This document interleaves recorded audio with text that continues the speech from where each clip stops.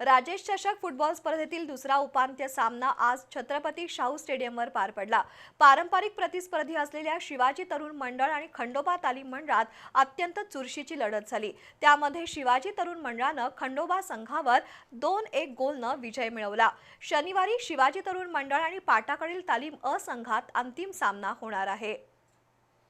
छत्रपती शाहू स्टेडियमवर राजेश चषक वरिष्ठ गट फुटबॉल स्पर्धा सुरू आहे।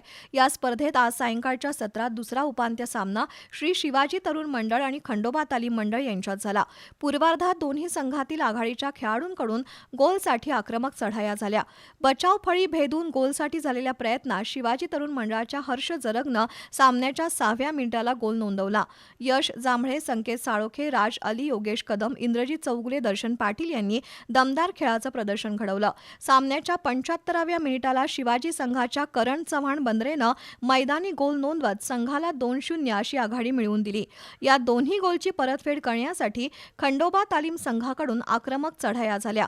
खंडोबाच्या सचिन एस, प्रभू पोवार, शाहीर एस, पृथ्वीराज साळोखे, रोहित जाधव, विष्णू टी.एम, आदित्य लायकर यांनी गोलसाठी प्रयत्न केले।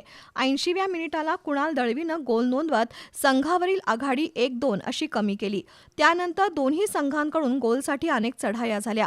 अखेर 2-1 अशा गोल फरकानं श्री शिवाजी तरुण मंडळानं सामना जिंकत राजेश चषक स्पर्धेच्या अंतिम फेरीत प्रवेश केला।